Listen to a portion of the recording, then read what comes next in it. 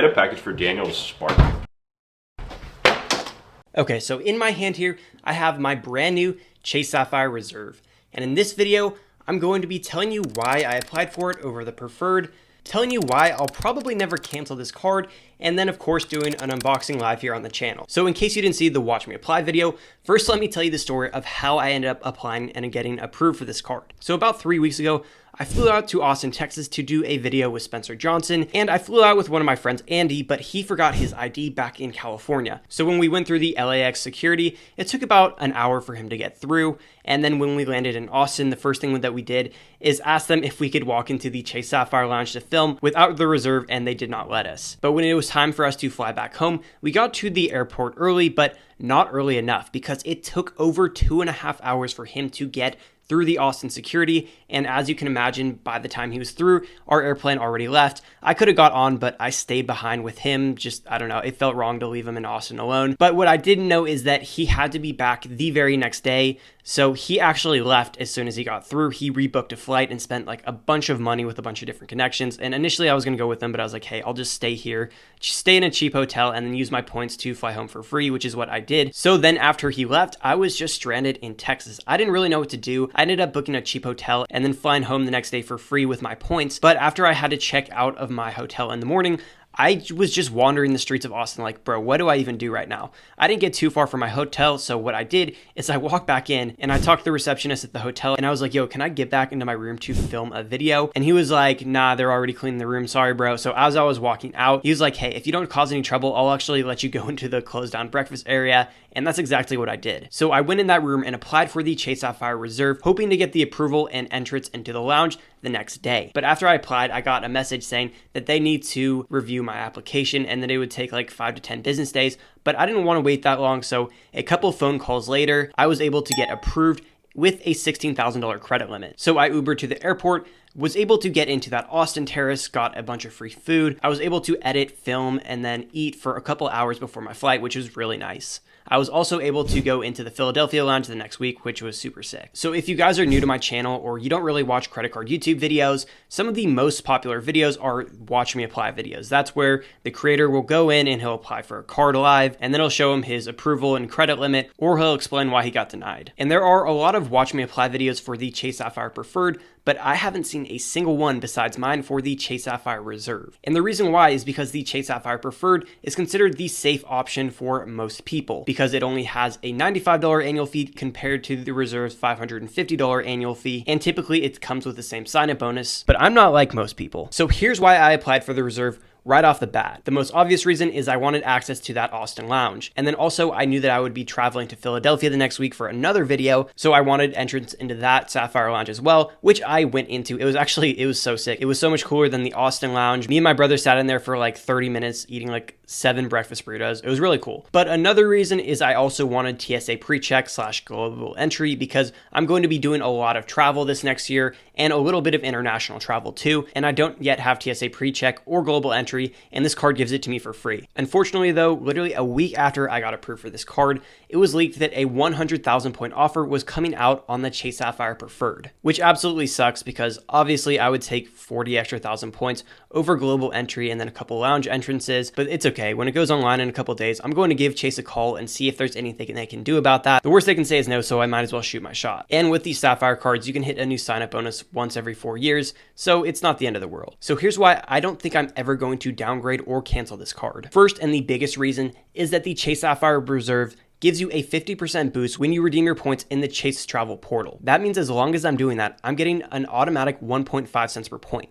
And that is very, very valuable for me because 99% of the travel that I do is domestic economy flights. I've booked first class for over 3 cents per point before, but if I had to choose between 50,000 points on a luxury flight or 3 to 4 economy flights, I would take the 3 to 4 economy flights every single time. And that's just the type of traveler I am right now. If that's not you, don't get all pressed over that, but I'd rather just stretch my points out further and make more memories along the way. So that 1.5 cent per point that I'm getting pretty much eliminates me ever having to pay cash for a flight again. And that one single benefit makes this card worth it for me because previously I just had membership rewards points, and if there weren't any good redemptions, I would have to pay cash. I also value these statement credits on the Chase Sapphire Reserve more than I do on the Chase Sapphire Preferred. With the Preferred, you get a $50 statement credit when you book hotels through Chase's travel portal, bringing the effective annual fee to $45. But with the Reserve, you get a $300 travel credit, which brings the effective annual fee down to $250. But with that $300 travel credit, you're going to use that without even realizing it. I think it applies to things like tolls, Airbnbs,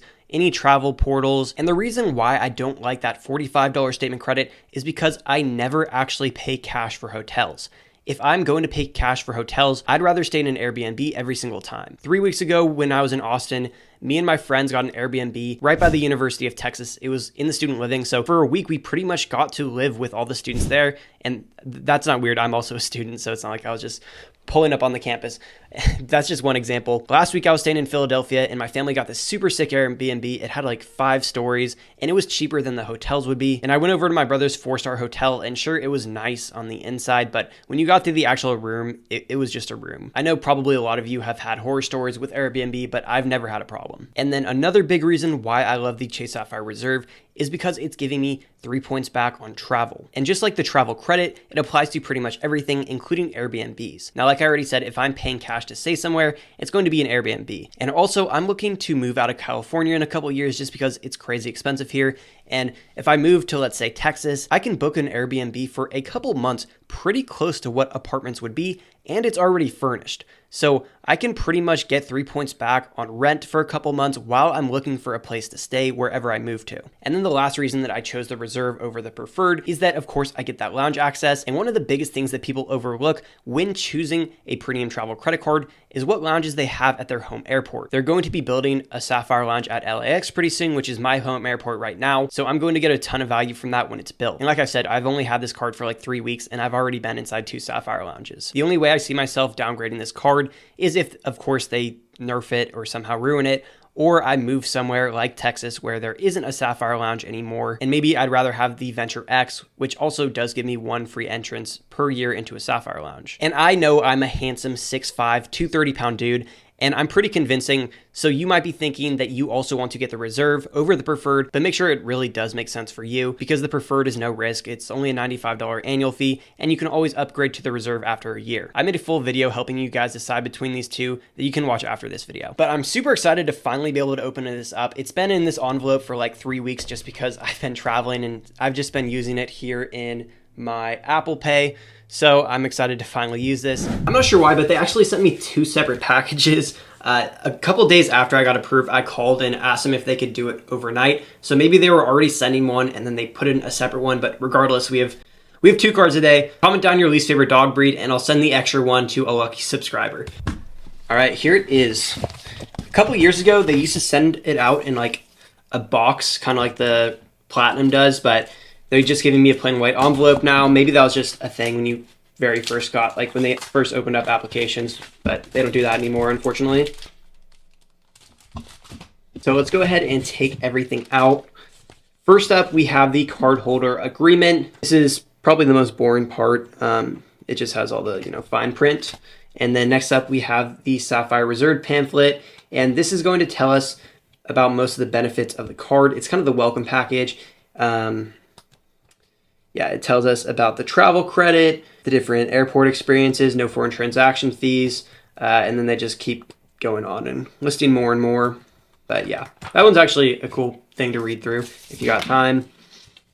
Next page is who they sell your information to. And then we have all more fine print. This just gives us our APR. As you can see down here, there is no foreign transaction fee, $550 annual fee, authorized user is $75, unfortunately. And then lastly, we get to see what the card is actually in. You can see I get a $16,000 credit limit, which is way higher than I was expecting.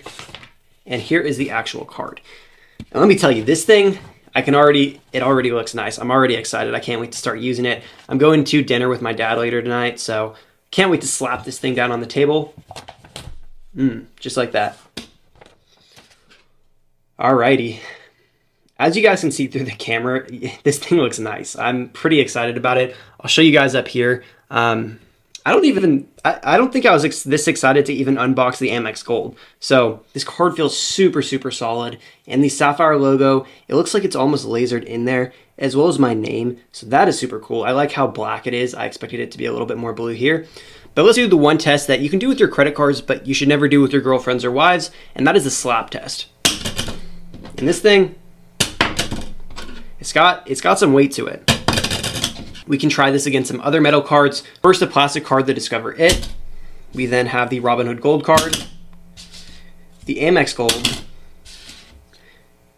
Amazon Prime Visa, and then, so yeah, this one has the most twang. Either this one or the Robinhood card, and the Robinhood card is not mine, by the way. Yeah. Let's now go ahead and weigh all these different cards. First up, we have the Discover It, which is going to weigh in at 5 grams, as do all plastic cards. We then have my Amex Gold, weighing in at right about 15. Robinhood Gold, 17 grams? Damn, that's pretty heavy. And then we have the Prime Visa, 13 grams. And then lastly, my Reserve, 17. So the Sapphire Reserve and the Robinhood Gold feel very, very similar in weight, density, bend, slap. So yeah, definitely my favorite card design. And I have to say, I think it even beats out the Amex Gold, which might excite you, Anthony Venture. I know you're watching this. If you guys want to watch the Watch Me Apply video, I'll have that right here, as well as the Texas vlog where I get stranded.